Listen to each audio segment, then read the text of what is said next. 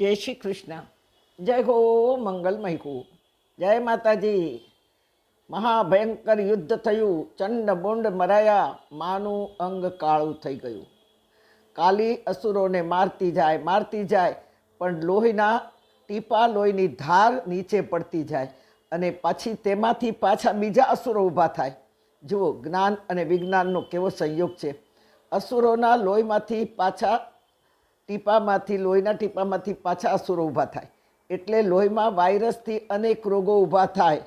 Corona જે થયું એ બધા જ આ રક્તબીજ અસુરો જ કહેવાય.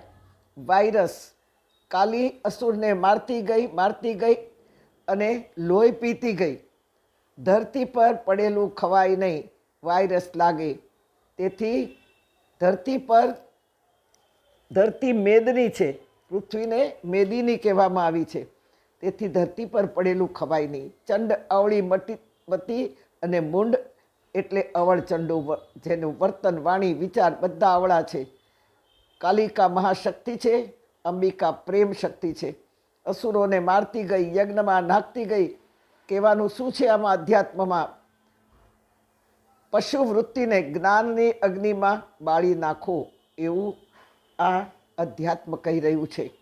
હા, જ્ઞાનાગ્નિ સર્વકર્માણી ભસ્મસાત કુરુતે અર્જુનમાં ગીતા પણ કહે છે.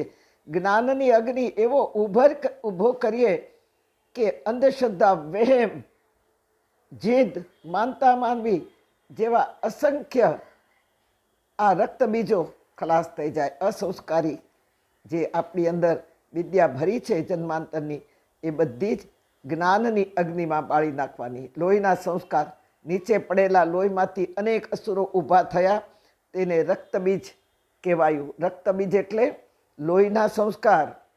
બ્રાહ્મણ ગમે તેવો હોય, પણ જો એમાં અસુરાય હોય તો એ જાતનો બ્રાહ્મણ છે.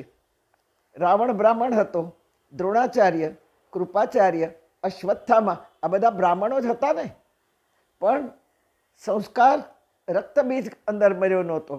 વ્યાસજી કહે છે, રાજન, શુંભ નિશુંભનું, ચંડ મુંડનું જ્યારે માં વધ કરી રહી છે ત્યારે ચંડ અને મુંડ ભાગ્યા. આ બધાને સ્ત્રી જ મારશે, એ સ્ત્રી શક્તિ છે. જુઓ, આ બધી સ્ત્રી શક્તિઓએ જ રાક્ષસોને હણ્યા છે. વેદ માતા ગાયત્રી, સંધ્યા, સાવિત્રી, ગૌ, ગંગા, ગાયત્રી, ગૌરી, આ આપણા માતાજીના આરતીના છંદમાં આવે છે કે સંધ્યા, સાવિત્રી, ગૌ, ગંગા, ગાયત્રી, ગૌરી ગીતામાં. કાલી, ભગવતી, અંબા, વૈષ્ણવી, ચારે બાજુ યુદ્ધ યુદ્ધ યુદ્ધ, હાહાકાર મચી ગયો છે. અનંત શક્તિઓ પ્રગટ થઈ છે. રક્તબીજ મરાયો. રક્તબીજ એટલે લોહીના સંસ્કાર. શુંભ નિશુંભ મરાયો અને માં ભ્રામરી સ્વરૂપે પ્રગટ થઈ. એક ભ્રામરી એટલે ભમરીઓ.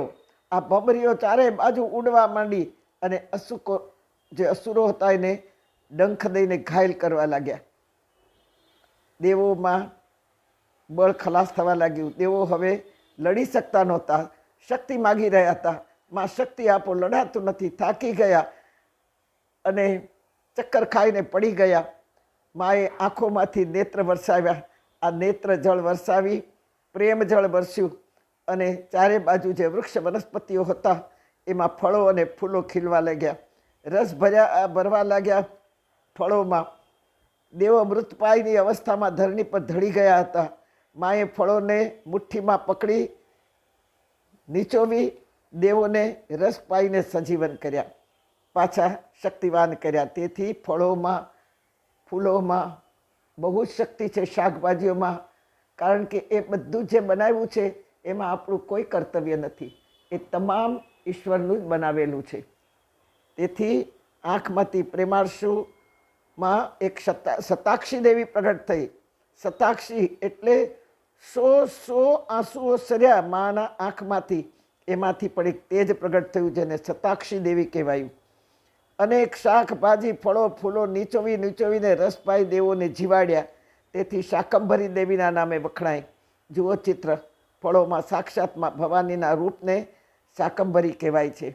તેથી શાકભાજી, ફળો, ફૂલો જેટલું ખવાય એટલું ખાવાનું, અને કહેવાય છે કે એમાં જેટલું વિટામિન છે એટલું ક્યાંય નથી.